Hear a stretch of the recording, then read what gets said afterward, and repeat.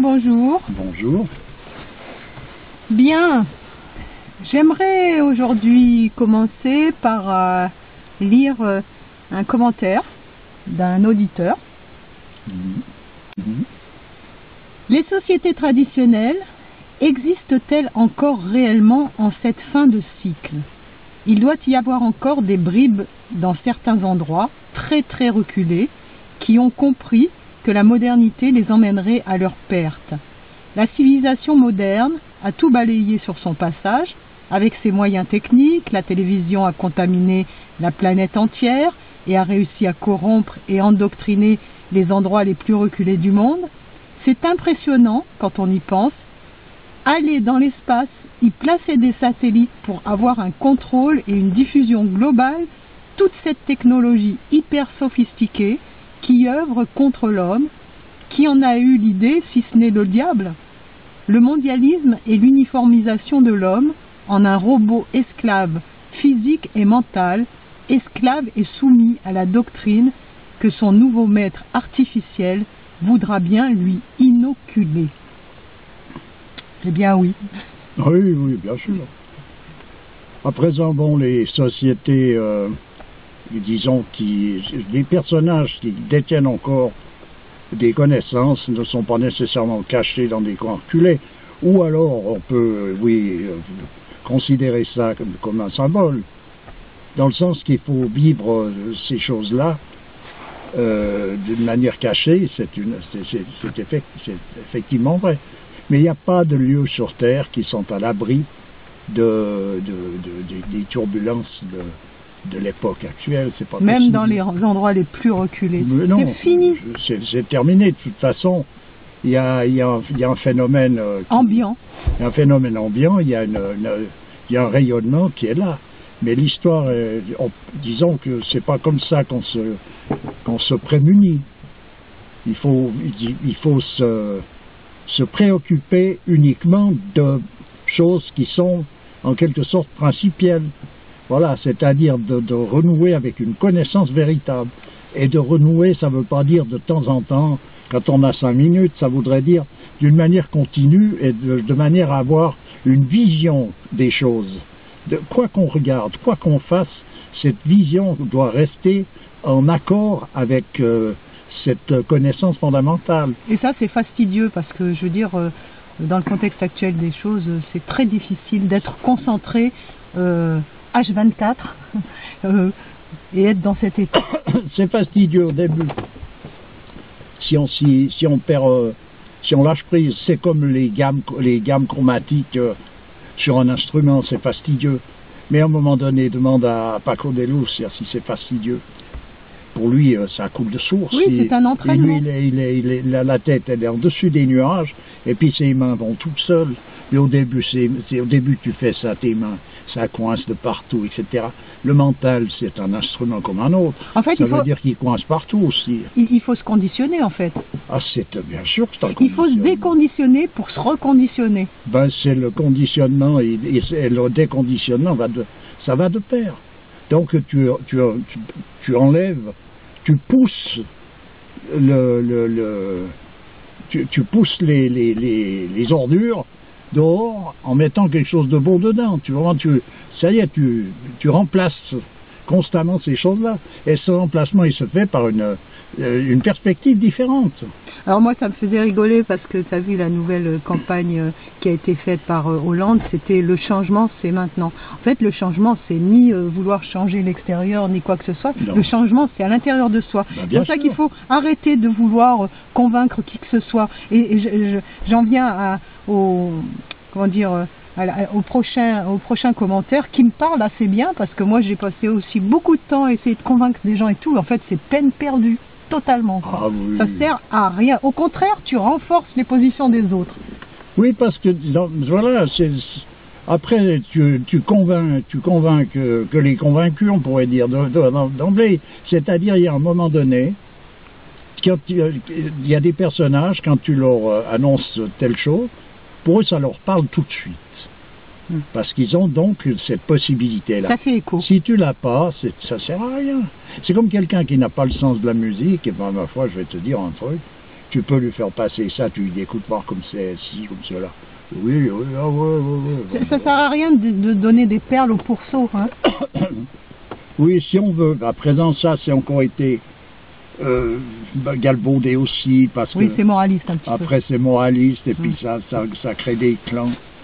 Mais simplement, ce qu'il y a, c'est que il faut savoir une chose, c'est que la vérité n'a pas besoin de preuve, elle est la preuve. Bon, en tant que telle, ce qui veut dire qu'à un moment donné, quand on est devant cette vérité, sous un énoncé ou sous une forme, on la reconnaît d'emblée. Si on ne la reconnaît pas, c'est qu'on a un problème. Ce problème, les traditions sont justement là, avec tout l'arsenal nécessaire pour remettre les choses de manière à rééquilibrer le personnage, de façon à ce qu'il ait cette spontanéité devant les choses, devant la vérité.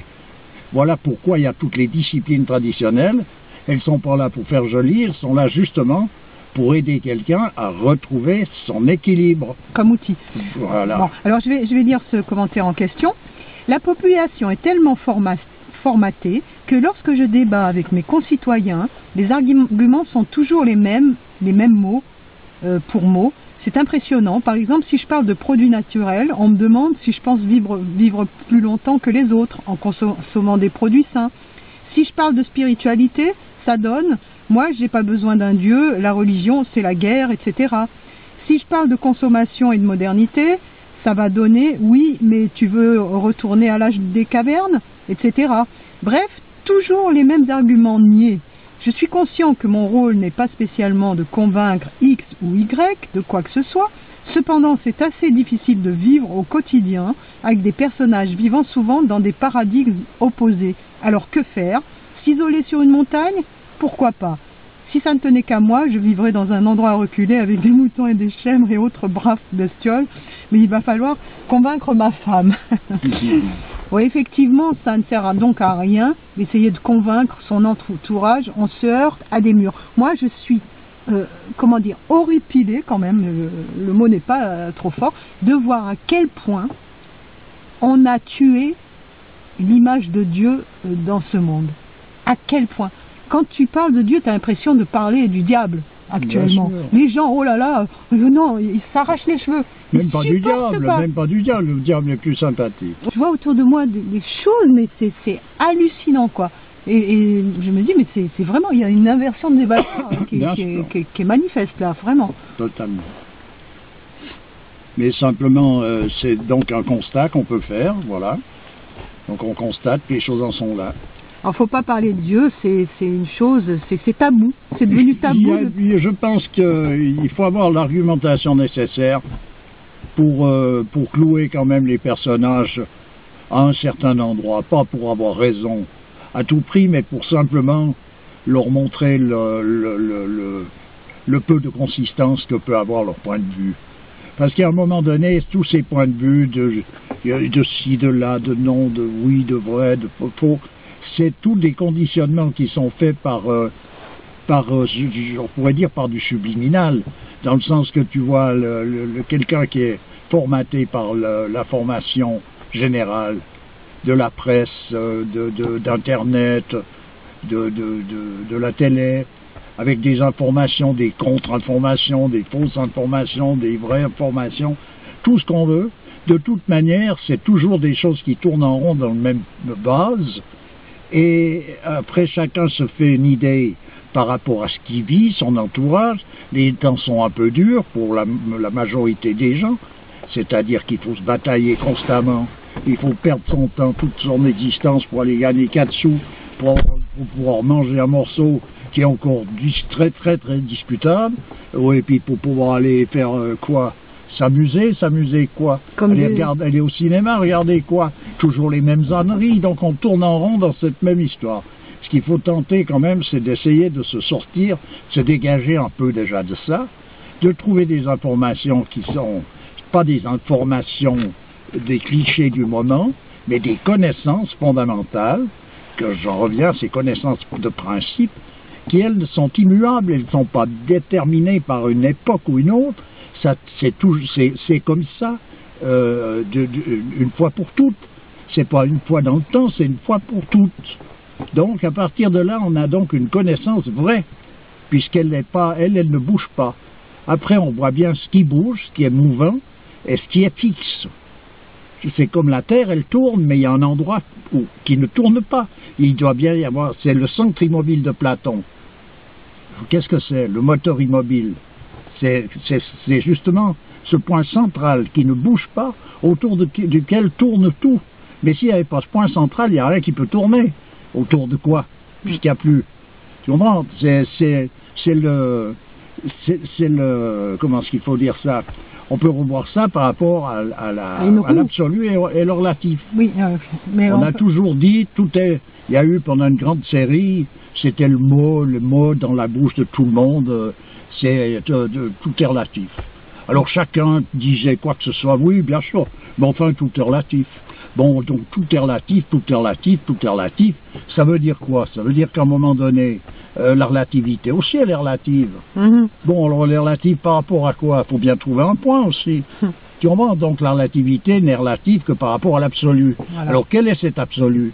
Donc il faut rentrer là-dedans pour pouvoir comprendre la moindre des choses au film qui se déroule devant nos yeux, qui se passe de ce qu'on entend, ce qu'on voit, ce qu'on vit, ce qu'on ressent, soi-même, parce que notre ressenti il est déterminé par le conditionnement dans lequel on évolue aussi. Il n'est pas libre de tous ces mouvements, c'est pas vrai. Alors les gymnastiques proposées, les disciplines proposées par les traditions sont là pour redonner le fil conducteur entre justement cette connaissance fondamentale et la manière dont on doit pouvoir, nous, s'en emparer de façon à pouvoir voir les choses dans le sens réel de ce qu'elles sont, ou alors faire la correction, ouais. Faire le correctif comme un daltonien qui, quand il voit vert, ben, c'est rouge, il sait, quand il voit vert, c'est rouge, donc à partir de là, il fait la correction. Donc c'est pour ça qu'il y a des références véritables. Mais si on prend des références par rapport à des considérations d'ordre sentimental, on n'en finit pas et on se plante, c'est terminé. Et actuellement, on voit bien ce qui se passe. Moi, je rencontre des gens, là. Je viens de rencontrer d'ailleurs quelqu'un qui vient d'un pays comme le Liban, ou je ne sais pas, des coins comme ça. Il cherche un logement. Alors il me dit, quand je suis au téléphone, parce qu'il parle très bien le français, quand je suis au téléphone, tout a l'air de bien aller. Quand je me présente, ils ont toujours un prétexte pour trouver le moyen de m'évincer. Là, tout de suite, ça change la donne. Pourquoi? Parce qu'il arrive avec sa tête, où on voit bien qu'il n'est pas, c'est pas Dupont. Bon, donc à partir de là, changement de décor. Puis il me dit, des fois, ça me pèse quand même. J'ai dit, c'est à quoi que ça, c'est normal que ça pèse. J'ai dit, il ne faut pas te laisser embarboufler par ça. J'ai dit, il y a une volonté délibérée de mettre les gens les uns contre les autres. Si le Pékin cherchait à comprendre comment ça se fait qu'il en est arrivé à cette position-là, c'est-à-dire que tout le monde se regarde comme avec une suspicion, que ça soit d'ailleurs... J'ai dit, c'est pas rien qu'avec des personnages qui viennent d'étrangers. Les Dupont, entre eux, se regardent avec suspicion. Si quelqu'un agit honnêtement, et ça doit cacher quelque chose. Tu sais, en Suisse, il y a un espèce de dicton qui dit ça dans le canton de Vaud, où ils sont très lourds, là. C'est l'accent d'ailleurs qui vient de là-bas. Il dit, ouais, on voit rien. On n'entend rien, c'est louche. Voilà. Voilà. C'est ça. Puis c'est quand on sait ce qu'on sait et qu'on voit ce qu'on voit, ben on a bien raison de penser ce qu'on pense. Voilà, on en est arrivé à ce stade-là d'affalement, disons, et avec un accent ou avec un autre d'ailleurs, ça peu importe.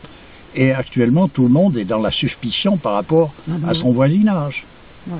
Et puis, comme c'est pas jouable, parce qu'on aimerait, on a besoin de pouvoir être en accord avec l'ensemble de l'humanité, qu'est-ce qui se produit? On peut tout d'un coup jeter son dévolu et partir gagnant à faire une confiance totale et absolue, quasi absolue, à des personnages qui sont justement ceux qui sont là pour diviser. Et il n'y a qu'à voir ce qui se produit avec ceux qui gouvernent le monde, c'est qu'en fait, moi quand je regarde tout ce monde, et tous ces braves gens qui veulent refaire le monde, puis qui sont en train de préparer le troupeau pour l'abattoir, ça fait quand même étrange, parce c'est le troupeau qu'on prépare pour amener à l'abattoir, même à un moment donné, j'entends c'est tellement comme ça, que je ne comprends pas comment ça ne se voit pas. Comment quelqu'un ne peut ne pas voir ça. Il faut donc s'être aveuglé, s'être mis des œillères, il faut s'être crevé les yeux pour ne pas voir ça. Mais c'est l'histoire de la grenouille qu'on plonge dans l'offrande. Oui, c'est-à-dire que, voilà, je le redis, parce que l'image, elle est vraiment... C'est ça. Ouais. Quand tu fais bouillir l'eau doucement, elle est habituée, donc elle va rester jusqu'à se brûler. Alors que si tu plonges la grenouille direct dans l'eau bouillante, elle va tout de suite réagir. Donc on nous a habitués progressivement à accepter l'inacceptable. Tout ça, moi, tout simplement. Je crois que j'ai dû tomber dans l'eau bouillante tout de suite parce que ça n'a jamais pu passer la rampe, même petit. Moi-même, enfant, à 4-5 ans, ça passait pas leurs histoires. C'était pas possible pour moi, tout simplement, tu vois, ça ne joue pas. Alors c'est ce qui fait des tempéraments révoltés, mais il y a des gens qui se révoltent aussi, c'est la révolte aussi, elle est parfois pas bien fondée. C'est-à-dire la révolte en elle-même, elle peut être bien fondée, simplement après on se révolte contre quoi? Qu'est-ce qu'on fait? Parce qu'une révolution... Les faux ennemis. Voilà, une révolution, c'est comme... chercher à réharmoniser quelque chose, ça veut dire qu'il faut donc remettre les choses à la place qui leur revient. C'est ça la révolution. C'est quand tu commences à avoir un foutoir pas possible chez toi, tu fais le ménage. Alors faire le ménage, c'est pas jeter tout par la fenêtre, c'est remettre les choses à leur place. On est bien d'accord? Ouais. Et bien là, en l'occurrence, comme leur place, plus personne ne sait où elle est, donc tout le monde jette tout par la fenêtre. Voilà un peu ce qui se produit. Alors hier j'ai entendu aux actualités un truc qui m'a vraiment révolté, justement parlant de révolte. Ce sont des familles dans des, je sais plus quel lieu en France, des quartiers, qui ont été expulsés parce que leur enfant faisait du deal.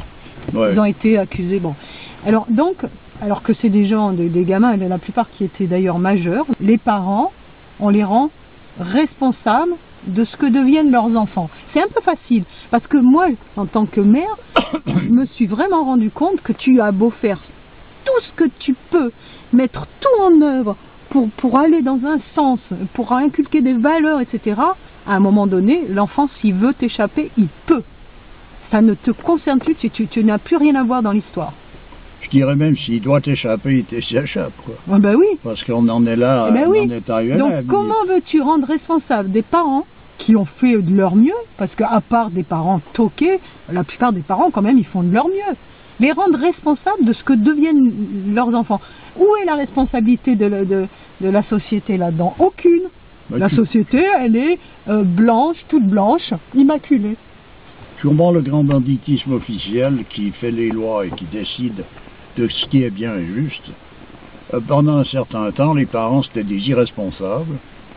Donc on s'occupait, on leur ramassait leur gamin si c'est pour un oui ou pour un non. Et puis si le gamin faisait des conneries, c'était, ma foi, les parents ils n'y peuvent rien, hein, ma foi, voilà. Et tant que ça arrangeait le coup à quelque part, dans quelle mesure, je n'en sais rien. Actuellement ça arrange plus le coup, donc il faut changer la donne. Donc on renverse la vapeur, c'est les parents qui sont responsables de tous les problèmes que leurs gamins ont. C'est normal.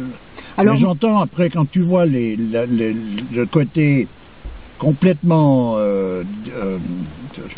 comment est-ce qu'il faut dire ça, l'injustice qui plane dans ce qu'on appelle une démocratie, je vois pas comment on peut pas avoir, il ne peut pas y avoir justement ce genre de problème.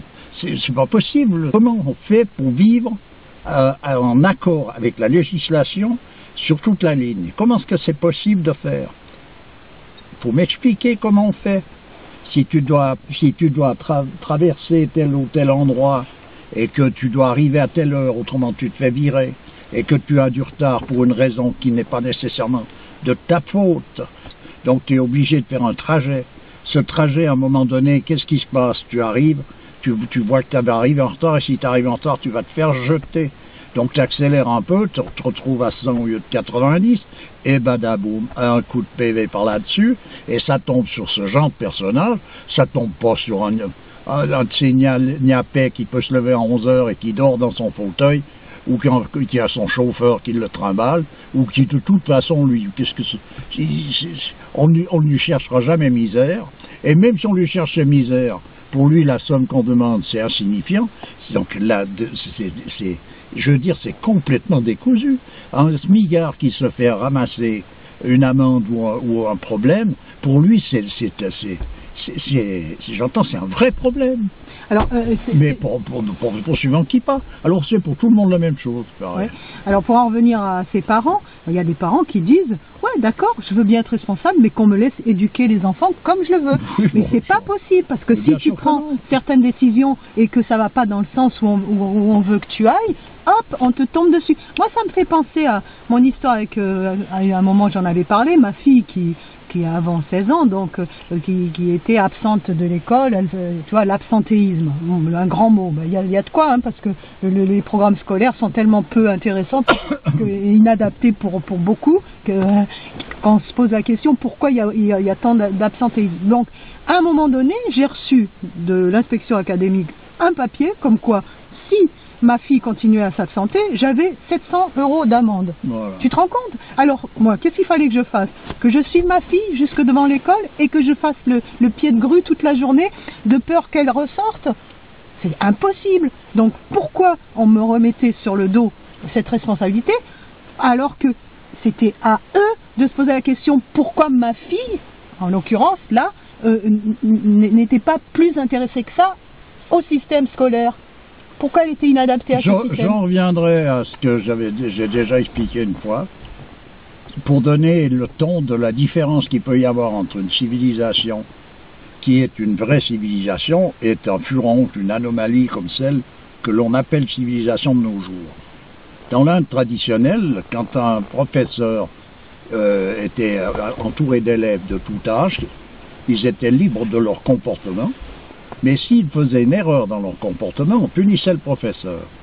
C'est dire la différence, la distance qui nous sépare d'une civilisation réellement. Donc une civilisation qui se préoccupe de l'homme, de sa raison d'être, de sa finalité, et une civilisation prétendue qui n'est simplement qu'un cancer généralisé. Alors tu vois ces familles-là qui vont être expulsées, je ne sais pas où ça en est, c'est des gens qui, ça fait 30 ans qui sont dans ces quartiers. Voilà. Les familles vivent une vie totalement normale. Ce sont des gens qui participent à la société, etc. Et c'est eux qu'on va pénaliser. C'est scandaleux. Voilà, mais quand tu vois les personnages qui prennent les décisions de tout ça au lieu, moi je sais pas, je regrette, hein, je sais pas. Alors gauche ou droite, c'est kiff bourriquet. Je regarde ces personnages, les regarde évoluer dans le peu qu'on peut les voir. Je vois les décisions prises par rapport à ce qui se produit. C'est des personnages qui ont besoin de se soigner. Et puis je ne sais pas qui pourra les soigner, c'est tout. Alors donc, à partir de là, ils ne sont pas là pour se soigner, ils sont là pour donner des ordres. Qu'est-ce que tu veux qui arrive d'autre que ce genre de... c'est la misère. On est dans la misère et ça va aller de plus en plus fort. On y va, on plonge, tête baissée, ça se terminera qu'à un seul moment, c'est quand on sera tout en bas. C'est pas possible. On est dans l'aberration constante à l'égard de tout. Vraiment. Voilà. Alors, j'aimerais parler maintenant d'autre chose. Tiens, actuellement, je m'intéresse, enfin, j'ai toujours été intéressée par la biographie des gens. Hein. J'aime bien voir la vie de quelqu'un parce que je trouve que c'est plein d'enseignements. Voilà. Oh, il y a une jolie pique qui est passée, t'as vu? Et donc, on parle de télé, mais bon, je regarde la télé, je suis désolée. Et il y a une émission qui s'appelle Un jour, un destin, qui est animée par Delahousse.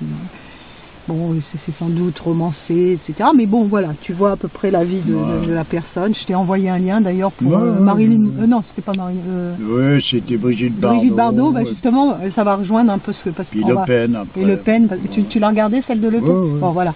Donc, en fait, tu te rends compte de l'aspect vraiment dramatique de cette existence quand même. Hein. Il y a un aspect dramatique dans cette existence. Et c'est que des déchirures, des séparations, des choses qui sont dures quand même. L'homme a traversé une destinée qui n'est pas facile quand même. Hein. Donc, parlons de cette Brigitte Bardot. Et ça fera écho à l'histoire qu'il y a actuellement, ces deux éléphants. Hein. Ces deux éléphants qu'on veut euthanasier parce qu'ils seraient porteurs de la tuberculose, etc. Et que le directeur du cirque Pinder veut absolument, tu vois, il veut absolument les garder en vie. Il y a Brigitte Bardot qui veut les prendre dans sa fondation. Et hop, boum, badaboum, Monsieur Hollande a donné son verdict final. Ces deux éléphants seront euthanasiés. Ça aussi, c'est scandaleux. Comment peut-on décider de la vie ou de la mort d'une créature, que ce soit des animaux, des hommes, comment peut-on décider en tant qu'humain, en fonction de quoi, de quels critères Alors, parce que quelqu'un est malade, il faut le tuer. Ah ouais, à un moment donné, c'est grave quoi. Quand on se mêle des choses, il y a un moment donné, on est obligé de s'en mêler jusqu'au bout. Alors si ces deux éléphants sont censés pouvoir contaminer le restant du cirque, on les isole. Ou le je ne sais pas quoi. On les soigne, on les isole. Oui, je sais bien, mais là... Pourquoi les tuer, quoi? Là, on soigne même plus les gens, donc qu'est-ce que tu veux qu'ils soignent les éléphants? Alors Brigitte Bardot, elle se bat la contre, et puis Brigitte Bardot, elle a un côté sympathique avec ça. Moi, je me rappelle de Brigitte Bardot quand elle était à ses périodes de gloire de la femme. Oui, parce que tu l'as rencontrée, toi. L'époque du film Et Dieu créa la femme. Ah, ça a été un scandale. C'était un scandale, mais parce qu'elle est arrivée juste au moment où il fallait mettre à jour cet aspect, comment est-ce qu'il faut dire, l'aspect séduction de la femme. Et puis elle est venue, c'était la présentation même. L'icône de ça. Voilà, c'est l'icône de la séduction féminine. Et puis bon, c'est vrai, à quelque part, tout à fait. Mais ce personnage lui-même, le peu que je me souviens quand de l'avoir vu, je l'ai vu, j'étais pas ami intime avec. C'est simplement j'ai vécu dans un lieu où on se croisait, on se côtoyait assez facilement. C'était un personnage qui était mal à son aise. À quelque part, c'était une idéaliste, elle rêvait beaucoup de justice, et puis elle se heurtait constamment à des difficultés énormes, et puis voilà. C'est-à-dire quand on te prend comme ça, et qu'on t'oblige d'une certaine manière à représenter quelque chose, et alors que toi t'aspires peut-être à autre chose, ça doit pas être facile, et ça a pris des proportions. Alors concernant Brigitte Bardot, il y a toute une controverse autour d'elle, comme quoi bon, elle serait raciste, elle a eu des propos racistes. Oui, c'est possible. Sa relation avec un des bras droits de Le Pen d'ailleurs, je crois. Enfin, il y a toute une histoire là. Mais mis à part ça, c'est vrai qu'on peut lui reconnaître quand même quelque chose qui a une certaine valeur, le fait qu'elle se soit donnée à fond dans la défense de ces animaux, qu'elle ait légué toute sa fortune pour sa fondation, enfin, je veux dire, il faut avoir une certaine intégrité quand même. Hein. Ah, mais pour moi, je vais te dire. Hein, après, bon. Moi, partout, peut-être les gens l'admirent, peut-être je l'admire pas, je sais pas. Hein. Pour moi, elle n'a jamais inventé l'eau chaude, c'est vrai. Mais par contre, il y a quelque chose qui est en elle de solide, et cette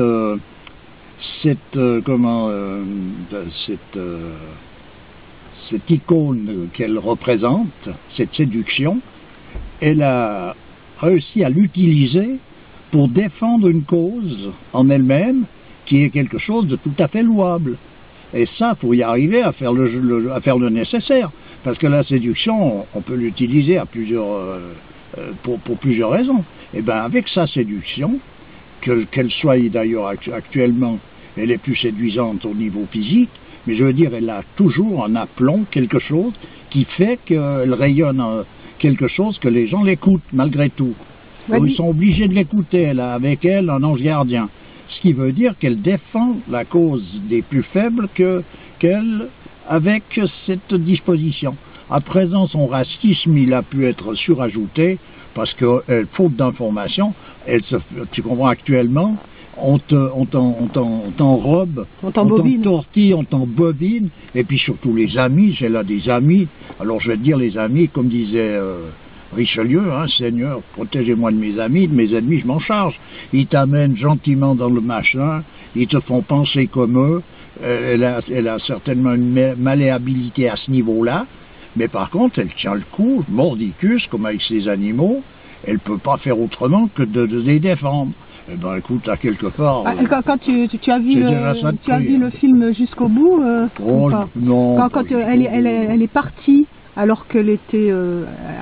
maintenant, elle a beaucoup de problèmes de santé, puisqu'elle a beaucoup d'arthrose, elle est partie avec des béquilles, en marchant très péniblement, jusque pour la défense de ces des bébés phoques. Des bébés phoques, d'ailleurs, c'est une honte. T'as vu comment mais on est dans la honte tue ces partout. bébés tu vois, les phoques et qu'on les dépece vivants comme ça. C'est comment peut-on faire ça? Donc elle est partie, mais malgré tout, elle a pris toute sa force pour aller défendre ça. Je trouve ça assez admirable, c'est vrai. Là, on peut pas lui enlever.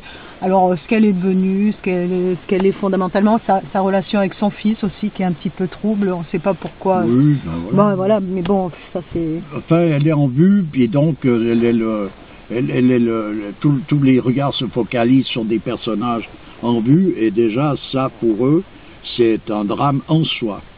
Mais disons qu'en tout cas, pour en venir au personnage en lui-même, moi, j'ai jamais été fan de qui que ce soit, c'est-à-dire que j'ai pas vécu ma jeunesse en étant fan de suicide. Je suis là à l'époque, il y avait des chanteurs comme Elvis Presley, de rock, il y avait tous ces, puis deux, trois de ces nanas qui sont plus ou moins attractives. Pour moi, j'ai jamais eu ce côté fan, tu vois, c'est une idole. Moi, j'avais pas d'idole de tout ça, ça m'a jamais branché, mais sans faire un plat, hein. Donc, mais disons comme Brigitte Bardot, je la regardais comme je regarde quelqu'un d'autre. Et elle m'a toujours été assez sympathique, hein, cette fille. Voilà. Ouais, enfin moi je sais pas, moi je sais tout, pas trop quoi penser, mais c'est vrai que là de voir... J'ai jamais été voir un film avec elle, hein. Moi, Dieu créa la femme, j'y suis jamais allé. Moi au cinéma, je vais te dire, j'y vais pas. Donc c'est pas compliqué, donc je peux pas dire que le film était bien avec Brigitte Bardot, j'en sais rien. Moi je te parle du personnage comme je l'ai rencontré, comme je l'ai vu vivre. C'est tout, ça s'arrête là. Tu comprends? Au cinéma, alors c'est encore une autre histoire. Tu comprends? Alors La vie de Le Pen, t'as regardé?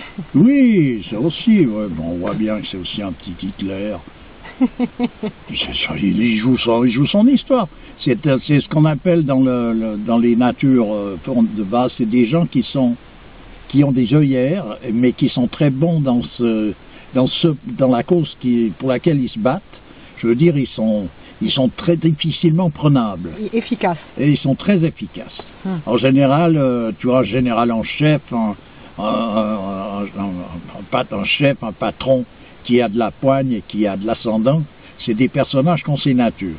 C'est ce qu'on appelle les épars-sulfures dans l'homéopathie. Mais par contre, ils peuvent être cons. Une typologie alors ils peuvent être cons au-delà de toutes les limites. Et ils le sont d'autant plus avec cette nature, c'est-à-dire qu'ils imposent leur connerie avec... Parce qu'ils sont bornés Martin Bâton. Ben oui, ils sont bornés de ce fait-là. Alors, s'ils défendent une cause juste, eh ben, tant mieux. Sinon, il y a certainement eu des saints qui avaient cette nature. L'histoire, c'est pas cette nature qui est déterminante d'une qualification réelle de l'homme. Mais je veux dire, quand on a cette nature, on défend quelque chose, et Mordicus est ce quelque chose, comme en l'occurrence, ce bonhomme-là, il défend son idéalisme avec sa politique. Pour moi, ça ressemble à rien, ça ressemble à rien tout ça. Qu'est-ce que tu vas défendre des trucs pareils? Pourquoi? Non. J'entends, c'est tellement minable toutes ces choses-là que justement faut tenter de s'en écarter, en tout cas, pas essayer de prendre en considération ça comme étant quelque chose qui puisse amener à une libération de l'humanité ou même du bonhomme qui lui est en train d'y participer.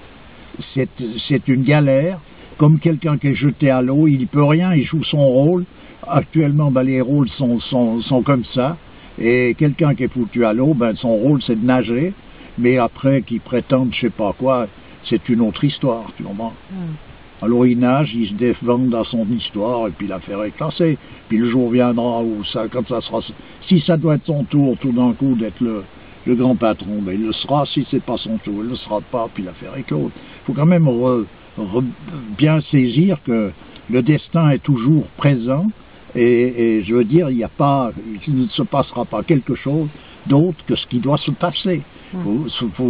Pour une fois pour toutes, pour régler ça, parce qu'autrement, on est toujours en train de penser qu'on va pouvoir faire autrement que ce qui doit se faire. Il faut arrêter le cirque. J'entends, c'est là, c'est cette position qui est donc une position arbitraire de l'homme dans l'ensemble de la nature, qui fait qu'il peut penser comme ça. On peut pas, c'est pas possible de penser comme ça normalement. Alors, je voudrais encore parler d'autre chose, tiens. Après l'Irak, après la Syrie, et puis tant d'autres, maintenant c'est le Mali. Ils sont en train de bombarder le Mali. Parce qu'il y aurait, soi-disant, encore des groupes extrémistes. Il y aurait du pétrole ou du charbon. C'est plutôt ça. Ou je sais pas quoi, non, faut arrêter. Ouais, parce que quand tu vois, par exemple, c'est où qu'il y a eu ce grand tremblement de terre, là? Hawaï, non. Je m'en rappelle pas. Je sais plus, là, c'est pas Tahiti. Haïti. Haïti, voilà, Haïti. Dans quelle merdouille ils sont encore, je veux dire, au niveau des aides, ça a été peanuts, hein. Vraiment, ils sont dans une catastrophe. C'est vraiment un pays damné, hein. Vraiment, ils n'arrivent pas à se relever. Il n'y a pas grand-chose qui a été fait pour eux. Non. Alors, prétendre vouloir défendre les intérêts d'un pays en allant bombarder le pays, franchement, c'est une manière de voir les choses. Il y a encore des gens qui y croient, et c'est là où c'est extraordinaire pour moi, ça. De croire à toutes cette propagande bidon, ça me paraît étrange qu'on puisse en arriver là. Mais c'est tellement... Il a fallu conditionner quelqu'un, tu sais, il y a un moment donné... c'est tellement bien enrobé leur truc. J'écoutais les actualités, effectivement. Tu vois ces gens qui disent... Tu vois, alors après, il y a une vue sur ces gens-là qui parlent de... Ouais, on va tuer les filles, on va faire ça, etc. En montrant les islamistes. C'est sûr qu'on se dit, ceux-là, il faut les anéantir vite, parce que... C'est danger, quoi. Ce conditionnement dans lequel se trouve l'humanité, qui fait qu'elle voit les choses de la manière dont elle les voit, me rappelle quelque chose d'assez du siècle passé, du 19e jusqu'au début 20e siècle. C'était les monstres qui étaient fabriqués pour les cirques. Les cirques et les manèges. Il y a un moment donné, tu pouvais aller dans une foire de manège ou un cirque, regarder des personnages étranges qui étaient difformes. C'était des difformités fabriquées, c'est-à-dire qu'on mettait des enfants, on les enfermait dans des vases. C'est pas dans tous les cirques, hein, attention. Non, mais attends, je dis le cirque. Faut pas discréditer le cirque. Quand je parle du cirque, je veux pas discréditer les cirques. Ouais. C'était pas les cirques d'ailleurs qui les fabriquaient, c'était des numéros loués à des personnages qui eux fabriquaient ça et puis louaient ensuite ce numéro. Oui, mais bon, ils cautionnaient de par ce fait. Oui, mais bon, qui cautionne pas quelque chose actuellement qui est justement disons qu'il ne serait pas à cautionner. C'est très difficile, tu comprends l'histoire. Mais je veux dire, d'un biais comme d'un autre, quand tu es parti sur la pente savonneuse, mais je veux dire, ça me rappelle ces phénomènes-là. C'est-à-dire qu'on mettait un enfant dans un vase qui avait telle forme, et il grandissait jusqu'à sa maturité dans ce vase. Et il avait la forme du vase. Quand il a 20 ans, puis qu'il est là-dedans, parce qu'il faut arriver à le nourrir, à faire en sorte qu'il continue de survivre, et qu'on casse le vase, et on vient montrer ce personnage, tu vois un petit peu je pense que tu vois le résultat. Moi, j'ai vu des Lilliputiens, j'en ai vu étant enfant. J'ai vu des personnages qui faisaient 50 cm de haut, qui avaient 20 ans, qui étaient... J'entends, ils vivaient dans une maison de 2 étages, elle faisait 1m80 de haut. Voilà, c'était une maison de 2 étages. Voilà, donc on fabriquait ce genre de personnages. Et bien, actuellement, on a réussi à fabriquer des personnages qui voient la vie sous un angle qui est un angle totalement faussé, totalement biaisé, et qui fait qu'ils sont totalement aveuglés par leur propre vision. Ils sont aveuglés et ne voient pas ce qui se passe en eux, ce qui se passe autour d'eux, ce qui se passe d'une façon normale, qui se passe, ce qu'est la vie en tant que telle. De la raison d'être des choses, il n'y a plus rien de tout ça. Donc à partir de là, tout est possible. Alors quand tu parlais que tout le monde cautionne plus ou moins tout Ah, actuellement, tu as raison, hein, quand on porte notre jean, on cautionne quelque chose qui est infernal aussi, quand on consomme tel truc, quand on achète tel truc. Je veux dire, on est là-dedans. Quand tu vois la course au sac pour les soldes, les gens se ruent pour ramasser un habit ou un autre qui finalement, quand tu regardes, tu vas suivre le trajet à rebours de l'habit, tu t'aperçois qu'ils sortent d'usine au fin fond du Bangladesh, où ils utilisent des produits toxiques à outrance, où tout le monde est en train de se noyer dans une saleté infernale. 18 heures par jour. Et puis les enfants, quand ils travaillent à faire des belles choses, ils étaient donc nourris par des belles choses. À présent, ils doivent travailler dans des saloperies. Ben, tu comprends? Voilà, mais alors il faut les payer par contre. Alors, faut bien faire, parce qu'autrement t'es puni. Concernant les soldes, j'ai vu traîner sur internet une photo qui m'a fait bien rire. C'est une photo où il y a un produit avec marqué 100 euros. Et il n'y a personne.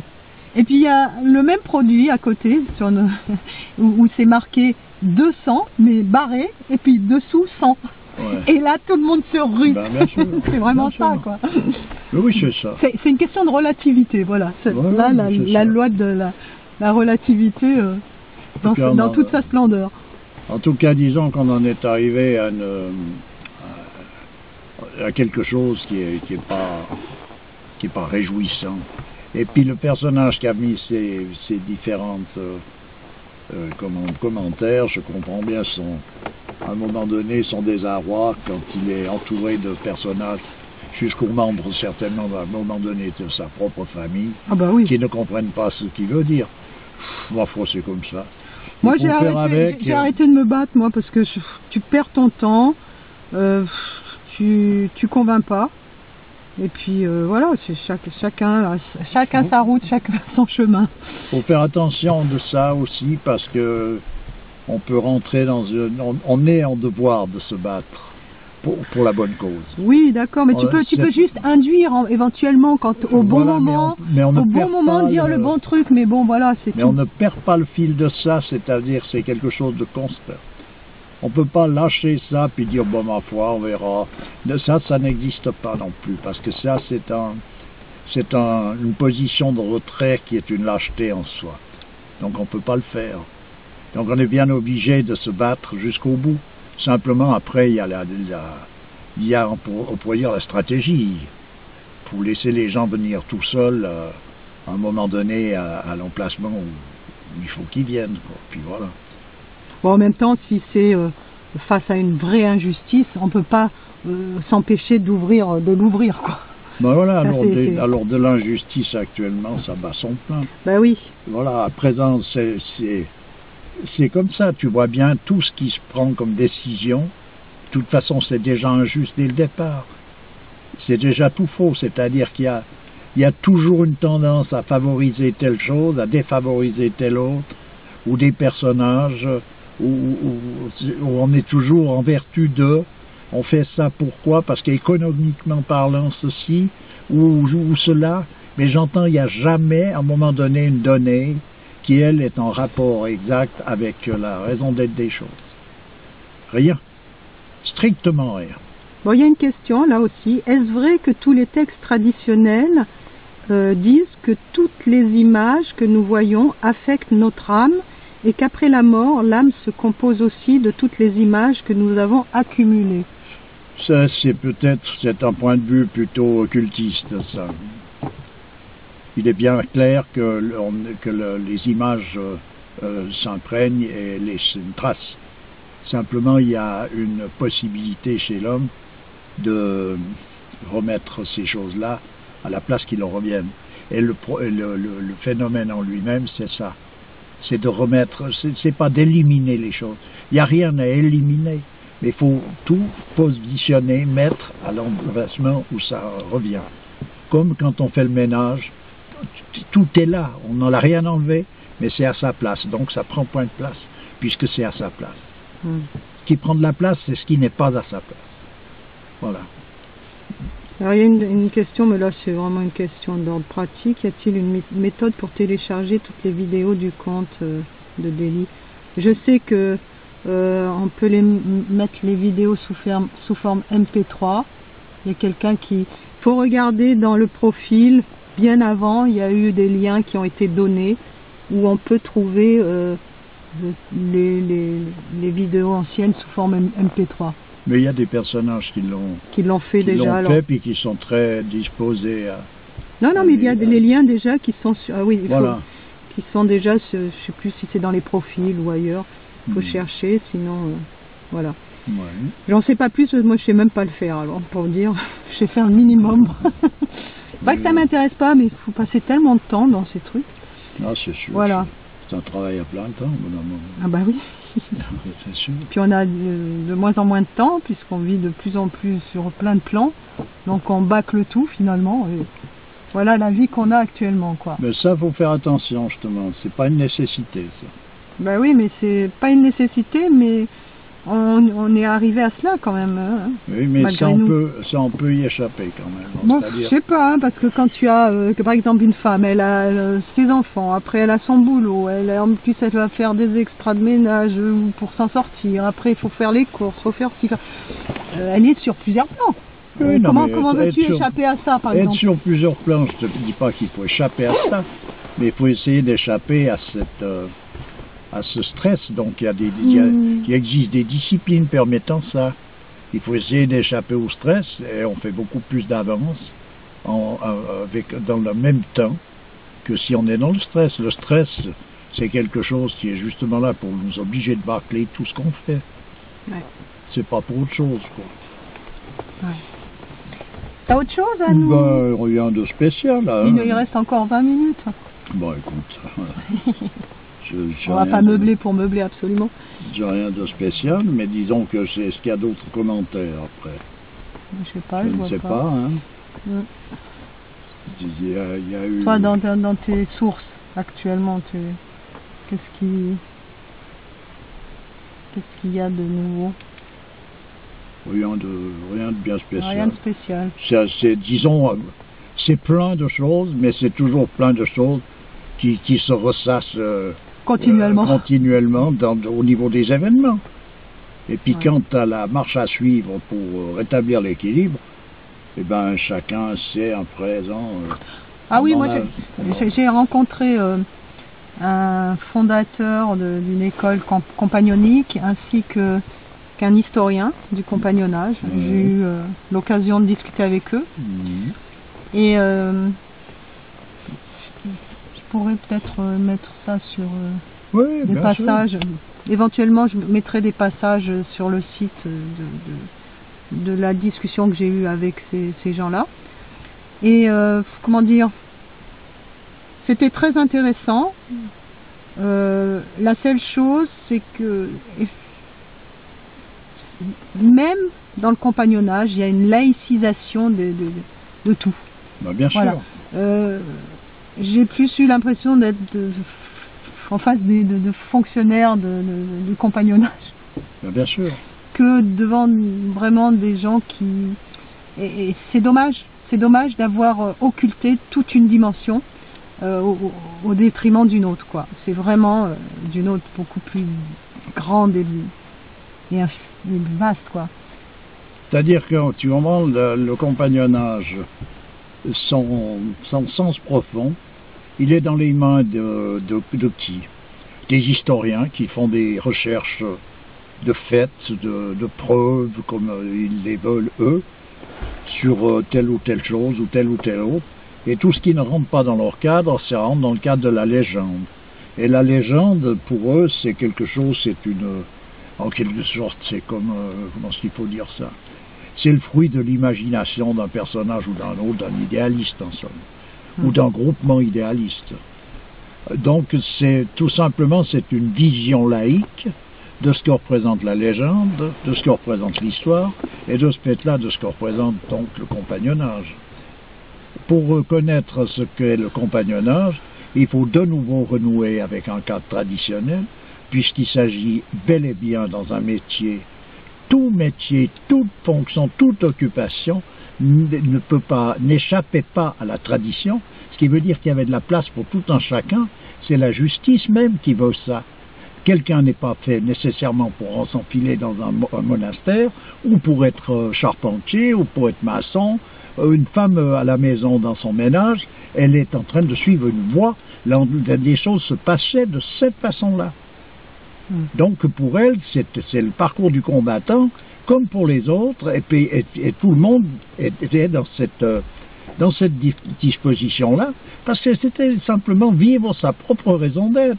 On est là pour retrouver la primordialité, sa primordialité, pour retrouver le paradis. On est tombé, il faut remonter.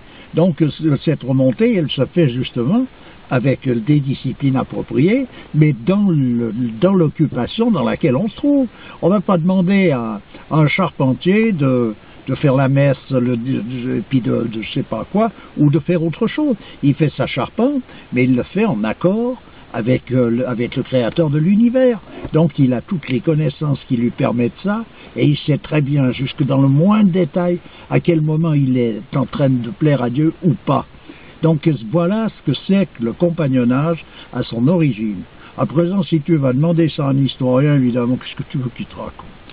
Il va sourire béatement. Alors, tout ce que tu m'as dit sur le compagnonnage, ça tombe à l'eau, parce que, voilà, à un moment donné, j'ai parlé de la franchise des maçons. Alors, selon l'historien, il n'y a aucune trace de ces de papier qui confirmerait cela.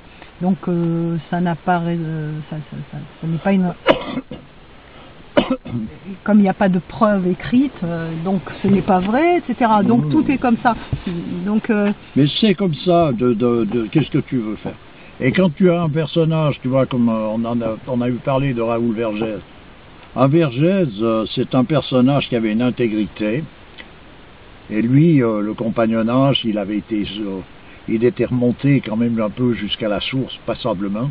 Ce qui veut dire qu'après, après, c'est pas comme avant. Oui, mais lui, le compagnonnage, il a servi à quelque chose. Mais pour l'historien, Raoul Vergès, c'est un romancier. Voilà, mais bien sûr, mais un roman, c'est pas quelque chose qui est un mensonge.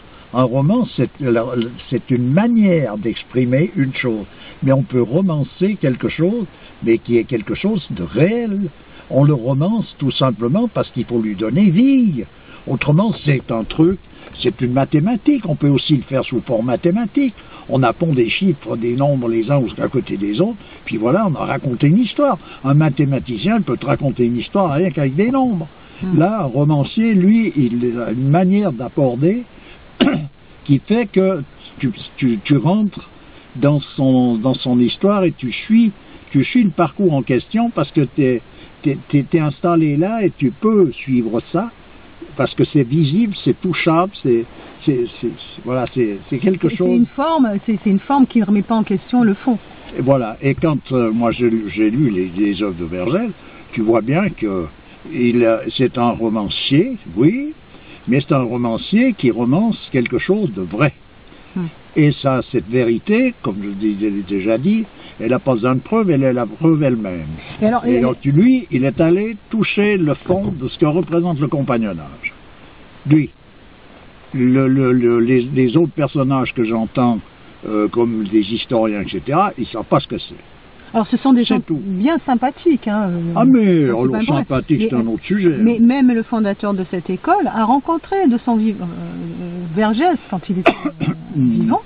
Donc il n'en a pas gardé une trace extraordinaire telle que tu... Ben bien sûr que non, parce qu'un Vergès, déjà, il était très difficile d'approche. Taciturne.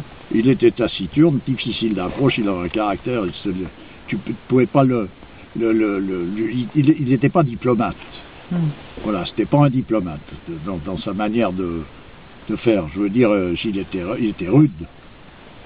Donc cette rudesse, elle lui faisait faire du large. Puis il a voulu essayer de montrer la réalité de ce que représente le compagnonnage.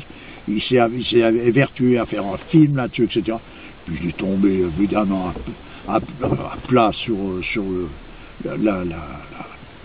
la bêtise humaine actuelle où personne n'a rien compris à son histoire. Bon, j'ai essayé de passer des extraits, je vais voir si techniquement je m'en sors, parce que j'ai enregistré ça, de cette discussion qu'on a eue. Et voilà, donc on arrive à la fin de notre constat. Moi je dirais plutôt que pour quelqu'un qui s'intéresse au compagnonnage, lisez l'œuvre complète dans Raoul Vergès, prenez connaissance de ce que représente le compagnonnage et la franc-maçonnerie par un homme comme Guénon, et là il y a quelque chose à comprendre. Il y a le livre Franc-maçonnerie et compagnonnage, tome 1 et tome 2. Voilà, ça et toutes les œuvres de Vergès. Ouais. Là il y a quelque chose à comprendre. Oui, il est dur à trouver le tome, c'est le tome 2. Tome 2, ouais. Le tome 2 est assez difficile à trouver. Ouais. Très bien, je te remercie beaucoup. Toujours avec plaisir. Et puis à une prochaine. Ben si on se voit pas avant. Tu me dis toujours ça. Ben oui. À bientôt. Ok. Bonne journée à toi. Pareil. Au revoir. Au revoir.